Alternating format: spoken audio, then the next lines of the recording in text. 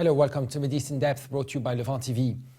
Singh, the Lane-Swig Senior Fellow and Managing Director at the Washington Institute for Near East Policy, and Jeffrey White is Defense Fellow specializing in military and security affairs of the Levant and Iran, co-write an article featured initially in the Wall Street Journal, and it's on Syrian-Russian alliances. In July 1972, the writers recall Soviet forces were ordered out of Egypt by President Anwar Sadat, signaling the end of serious military involvement in the region by Moscow.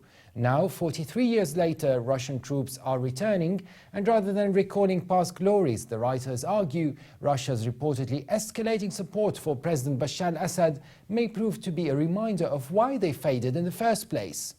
According to the New York Times, Russia has sent a military advance team to Syria and has transported prefabricated housing units for hundreds of people to an airfield near Latakia, and that Russia has also delivered a portable air traffic station to the airfield and has filed military overflight requests through September.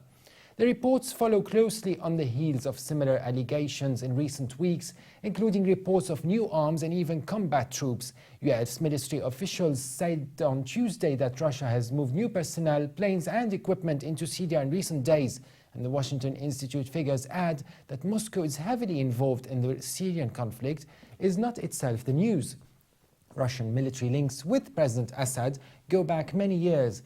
The Soviet Union and then Russia long operated a naval station at the Syrian port of Tartus, and Moscow has provided President Assad with what Russian President Vladimir Putin recently described as, quote, serious amounts of military equipment and training to prosecute its civil war.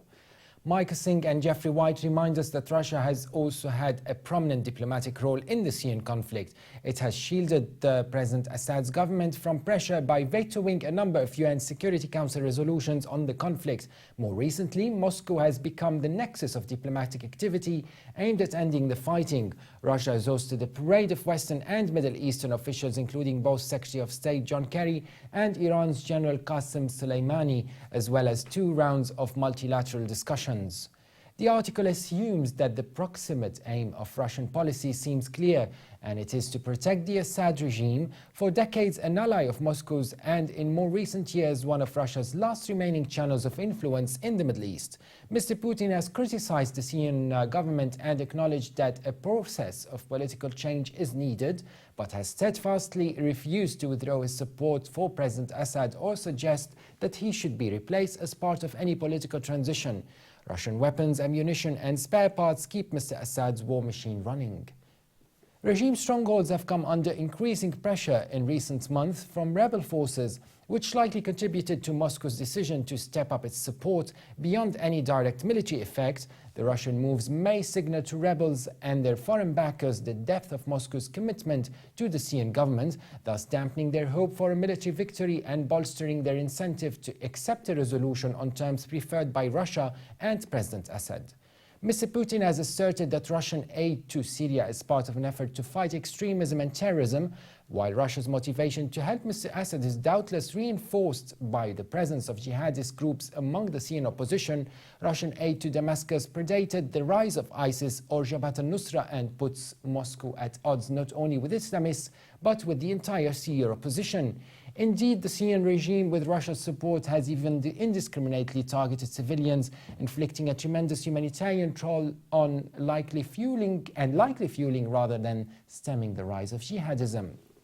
The writers add that direct Russian military involvement would be consistent with Moscow's recent revanchist pattern of behavior globally. Mr. Putin has spoken of restoring Russia's faded glory and made good on his musings in Georgia, Crimea, Ukraine, and via the increasingly aggressive behavior of Russian air and naval forces around the world. And whatever Moscow's motivation, expanded Russian military involvement in Syria, according to the writers, should it come to pass, seems likely to be a lose-lose proposition for the United States and Russia. For Washington, it would seriously complicate any contemplated military pressure on President Assad and lend him renewed confidence that would make more remote any diplomatic settlement acceptable to the United States and the Syrian opposition. Russia, meanwhile, will be further yoked to a vulnerable and needy ally while antagonizing regional powers such as Israel and Saudi Arabia. An increased Russian presence may itself become a target for Syrian opposition and jihadist elements, with resulting Russian casualties. Rather than recalling past glories, the writers said the move may prove a reminder of why they faded in the first place.